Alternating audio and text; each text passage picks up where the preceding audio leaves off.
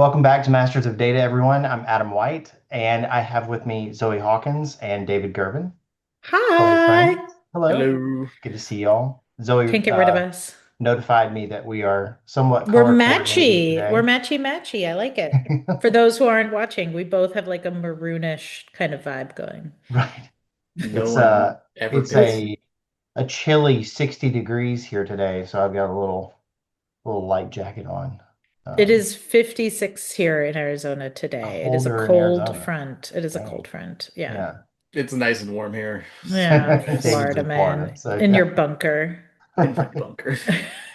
So today we are talking about security for growing enterprises. And I guess we should talk about what a growing enterprise means first a bit. So this is like, a this is the middle space. Like you're not a small business any longer, but you're not an enterprise. So what is a tool set?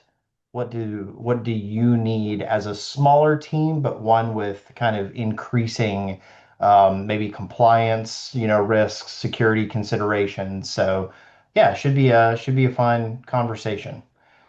People Yeah. who don't just have infinite money to throw at things, which who does, but I wish I did for that. yeah. Yeah, I mean, I still think about it. Like we've had the conversation about beginner's guide, right? So like we Yeah. did what it means to stand up a security process, what it means to stand up a compliance organization. We've kind of talked about the early stages, and this is now like step two, I guess, or five. I don't know how many steps it is in total. So we'll call Right. it somewhere in that middle range. But I think it is still important to stress, like it still does come back to people, process, tooling. Like ultimately, you still need those three. Just kind of the weighting changes a little bit. Like you have a little bit more money, not endless resources, but a little bit more money to throw at the security problem at this point. Yeah. Yeah, you never have enough people, never have a good enough process, and you never have enough money. So, yeah. Have to do the best with Security in what a you can. nutshell. Yeah. But I guess that's an interesting kind of thought here and something I'm sure we'll talk more about, but like as you spread the peanut butter of tools across the bread that is your burgeoning enterprise, like you can check. I know it's weak. It's weak. That was now I That want was some peanut amazing. butter. I Now I I'm always want peanut hungry. butter. Yeah. Yes. But you like you're only gonna get so much depth in any area. So I mean, we should talk about what the areas are, but also kind of like how do you as a business with a more kind of smaller team, how do you actually build some maturity in as you go along? So I know we'll talk more about that, but David, like what do you see as like some of the bare minimum components for a business of this size? I mean, they Yeah. obviously, we've talked a little bit about the beginner's guide and kind of some of those things and maybe that list, maybe it changes some, maybe it doesn't, but certainly like gets a little bit deeper in some areas. Yeah, it's like it's a tricky spot, like just in general. Like I can give a list of some of the things that you kind of need, but um one of the reasons it's so tricky is everybody's kind of moving and has different board and has different VC money. Oh, we just got our Series B, so we can finally get some stuff going. But everything has to be fast and it's never really set up wrong, right? So I'll give a list, but like my precursor always is like if you're a CISO out there and you're building a team and you're in this kind of like, medium space, you're gonna buy some stuff that are absolutely necessary so you can finally hit like your compliance requirements and all that kind of stuff. But you need to put time into that to mature the products that you're buying and to get Yeah. them actually implemented. Because I feel like everybody forgets that side, and just from being on both sides of the house, I've seen it. I've pulled out SIMs from our side that have never been even used really, and that were very expensive, Yeah. competitors. And I've also been on the other side where we get a tool and then we're already on the next sprint and we don't even have time to learn it or to implement it properly, tune it. So, sorry, that was just my precursor because I'm always complaining about the industry. And I have a Totally. question there as well. I mean, you say if you're a CISO building this team, I feel like there's been a real rise in recent years of like a fractional Yeah. CISO. I see that more and more. Yeah. Would you say this is kind of the point when you go from smaller to maybe more of a medium size? Is this when like fractional doesn't cut it anymore? You need like a full-time CISO? Or would you say that this is still a point when you might have someone who's kind of like 2, 3 days a week giving full attention, and that's kind of enough as a CISO. I think you can still get away with fractional at this point, honestly. And there's Okay. kind of like two or three different kinds of fractional. You're gonna Hmm. have fractional that, basically kind of help as like a product manager. Like, hey, we got Hmm. to get these things done. We need to implement these things. And they'll help you guide you through it. And they might not even be on more than like, 3 or 5 hours a week. And then you might have someone who kind of stands in like a leader and they're going to be kind of in there. And then the other one is kind of like what I've done a lot of, which is like a subject matter expert fractional CISO person. So I've jumped in my career a lot to help guide maybe a senior security person right before they become CISO on like how to set up, supply chain risk or AppSec or, AI stuff. And then also come in when there is a CISO, but they have a small team still. So Hmm. it's kind of like, hey, we have a bunch of generalists. Can you come in and give us a framework? And I actually love doing that kind of work. I'd usually come in and build them a roadmap and Hmm. be like, you're gonna do this, but I'm gonna be there to hold your hand, type of thing. So there's kind of like every stage and everybody kind of has their own twist. I think we're still in that space though, that you could have just an IT leader to a full-time CISO and everything in between. It Okay. feels No, like it's yeah, go too ahead. like oh, I was just gonna say it feels like there's an element, at a certain point too, where like the other executive, C-suite members almost need that like internal consulting, be it a fractional person or a Yeah. full-time CISO. It's like, hey, we need to mature other areas of the business that are aligned with our IT practices or our, cloud footprint or whatever the case may be. And you almost kind of need that like resident expert as much as any other function that they fulfill, is kind of like how do the rest of us get our ducks in a row as it relates to these things that kind of help those functions.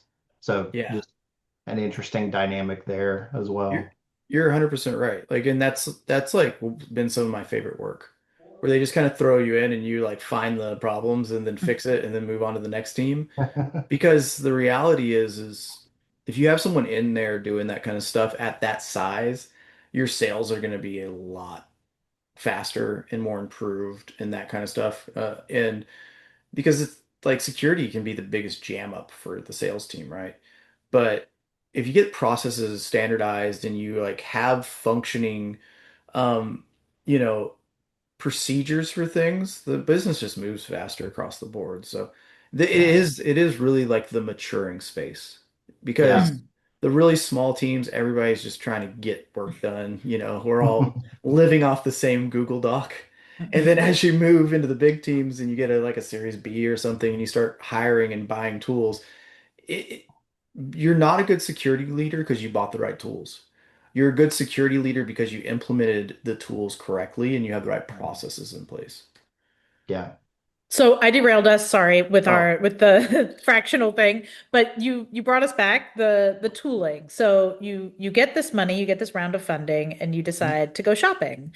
It is a shopping spree for security tools, if you haven't already gotten them, because we've already said like even at a beginner's level, you need certain things like some kind of SSO or identity management. Like there are some things that probably you should have sooner rather than later.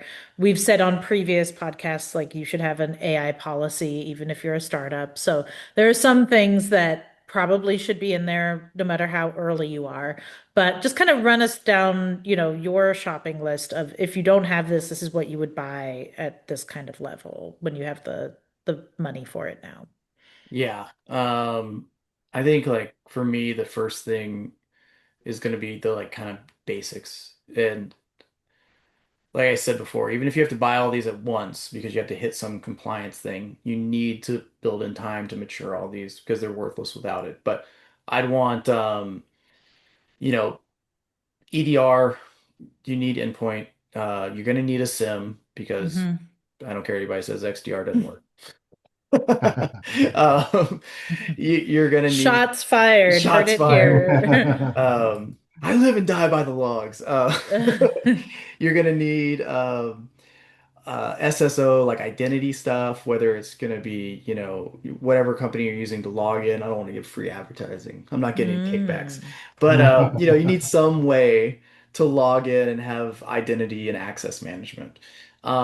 You need to do kind of the baseline cloud security stuff, whether that's just looking at cloud posture management or something along that stuff. Yeah. Um, what else I say? Vulnerability management and probably data protection. And Mm. if you're like a Windows shop running on-prem from 1996, you're probably gonna need a firewall. Uh, sorry, I've been in SaaS for too long. But yeah, so it's like those are kind of the base, and I think everybody in security kind of knows those spaces.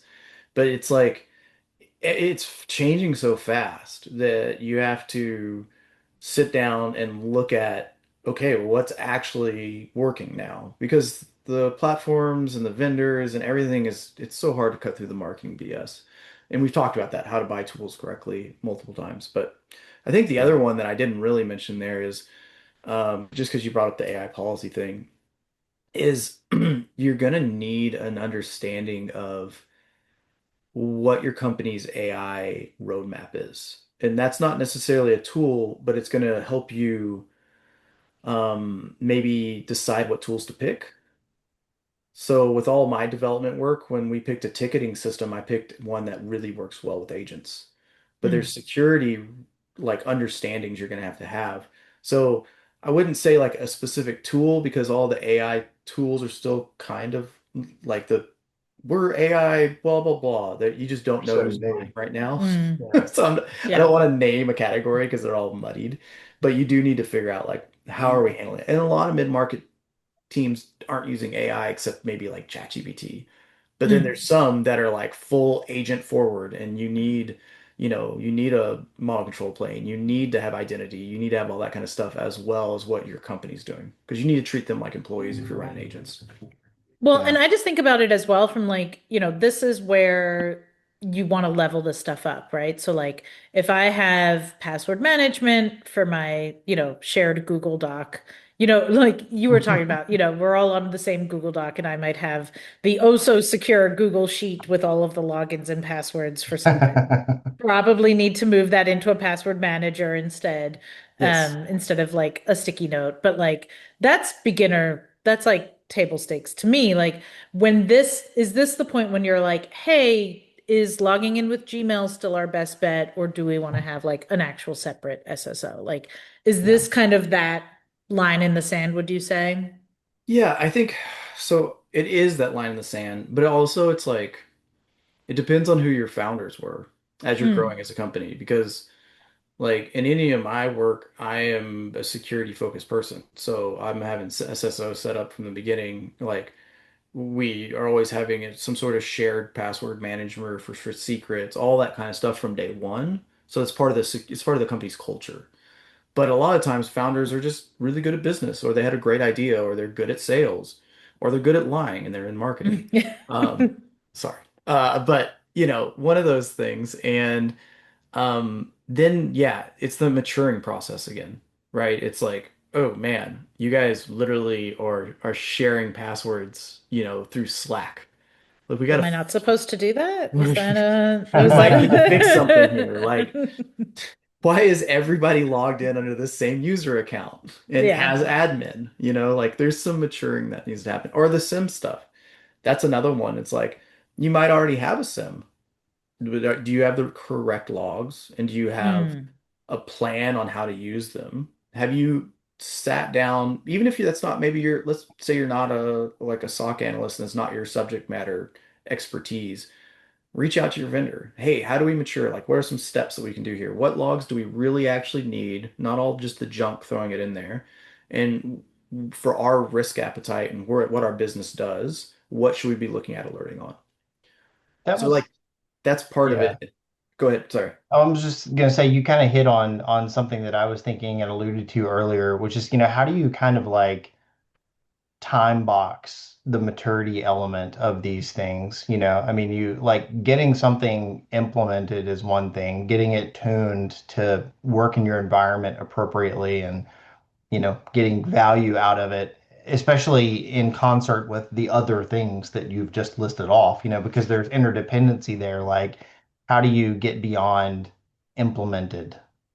I think this is the biggest gap in security. And I think one of the reasons is sometimes CISOs don't realize like your job is to explain risk to the board, really. I mean, that's kind of your job. Your job also is to advocate for the security team to have the ability to implement risk reducing controls. So sometimes if you've never been maybe in the project management space, like let's say you came more from GRC or something like that, and you've never done a lot of engineering management, it's kind of hard to figure out how to show the metrics and the use and why do we need this and those kind of things. But basically, if you're going to come to the board and you say, hey, we need a SIEM. We don't have any logging. We're not going to meet compliance regulations. We're getting bigger and we need to have visibility on everything going on in our logs. And they go, okay, we'll write you the budget for the SIEM. You did that one wrong. Like, yeah, you got your SIEM, but what you need to say is we need the SIEM, and then we need this much time for these multiple analysts to train on it, to figure out what logs we need in there, and then we need a small amount of time every year for maturing and looking at the process. We need to look at how we're doing it, where we're failing, where do we have to do some tuning in our rules, that kind of stuff. And every tool needs that. And I think everybody kind of just forgets that because like when I was on the just more practitioner level and not leadership level, I would get dumped on. They'd be like, here's our bug bounty program, fix it. You have 3 weeks. And you're like, what? And Like, some pizza. Yeah. okay. So, yeah, I think it's the same thing you do on the engineering side where you go, okay, we're going to build this feature, but we need this much time. And then we're going to have to, when we finish it, we're going to have to do some QA on it and figure out what the next steps are. That's an interesting, like the sprint concept, Mhm. where like implementation is a part of it, and then the next sprint or whatever, or maybe multiple sprints is like the maturity sprints, or like the code freeze kind of, concept when you're, in a particular time of the year. It's like you just Yeah. have to carve this out however you choose to do it. And also feel free to pay for it. Like this is something Yeah. that I look That's about at to in say. like the tools that I buy is like, okay, how much onboarding support do we get? Like, are there professional services? Do you help me like set this up? And it's hard to say that sometimes because like I'm the type of learner, like I want to go in and break stuff. Like I want to get into a tool, I want to push all the buttons, see what happens and figure it out for myself. But then I also get mad like I didn't read the manual, but also your instructions suck. Like, I don't understand how to do anything I just want to from break clicking it, but at what buttons. cost? Yes. Like, And so, like, yeah. having that balancing act of like, do you have regular check-ins with your vendors to be like, Yeah. hey, you still haven't set up this rule. Do you want to spend 15 minutes on this call right now and set this up? And like, oh, yeah, can I do that? Great. Like, stuff like that can help so much, especially with like new Totally. tooling to be like, I pressed the button and nothing happened. Your tool is broken versus having the person like follow up and be like, hey, looks like you still didn't press the button properly. Let's work on that together and sort you out. Well, I think a big part of that too is like ProServe is awesome. Like expect it's easier when you're enterprise because you usually have the budget for ProServe. Right. But sometimes you do have the budget for it. But the other part of that equation sometimes falls on the security guys. Like Mm, if you're showing up to ProServe, which I've done ProServe, mm, I've helped onboard people, and you're one of the team members and you're showing up like all tired and like working on other work and you have your camera off, like, dude, why are you even there? mm. Because your company just dropped, maybe 6 figures, who knows, to get this onboarded, and then you're not even learning the tool in that time, then you're failing at that spot, right? So I think there's always that gap, even like when you get everything lined up and tuned in and all that. If your team didn't pay attention and they weren't supported in a way that they felt like they really could, then that's another gap, that you got to cover. Yeah. Yeah, I What? mean, I just think it's part of that, like, we can give the list of all the tools you need. And like you say, it's the implementation. But I think, sometimes at this level, where you're not a scrappy startup where it's like, go read the docs, good luck, like you're Yeah. not gonna have a rep. Like this, in theory, is the point where you should have someone who you can reach out to, where you can file a support ticket or you can have a call and be like, hey, I don't know how to do this yet. Like, help me. And I loved what you said earlier about like even just reaching out to your vendor and being like, I set this up. Tell me how to do this better. Like, tell me how to mature this because hopefully, if you're working with good partners, they know how to say to you, like, oh, yeah, like this would be the next step. Like, spend 2 weeks setting up this piece. Yeah, and if you're actually in like a sales position where you do pursuit and expanse, you get Mm-hmm. to stay with your customers, those sales guys want to talk to you, you know. Mm, Like when too I was in much. They SE, want to message me all the time. yeah, I mean, because I want to build those long-term relation. I mean, I'm not in sales anymore, but I did want to build those long-term relationships. So as their data usage increases and their company grows, we grow along with them, you know. So I think if the company you're working with for those kind of tools, because dude, EDR and SIM and identity is expensive. Mm. So if they're not willing to at least touch base with you once in a while, even if it's every quarter, then like I don't know, that would be kind of a big turnoff for me if I was buying. I thought of something just now that's kind of an adjacent curveball to Ooh. maturity, which Mm-hmm. is especially, for teams of, let's just say there are, 5 people on a team that we're talking about here, and you get some turnover, or, like, I don't like saying like somebody gets hit by a bus. Let's say they won the lottery. Let's be positive, Mm-hmm. Positive. Love that for positive, them. positive turnover, but negative for the business. Like, how can you make these systems kind of turnover proof? Like build some resiliency in so that one person leaving doesn't topple the house of cards. Yeah. So that's a standards and process thing. And security's big. You're going to have to hire people that cover your gaps. It's just how it is.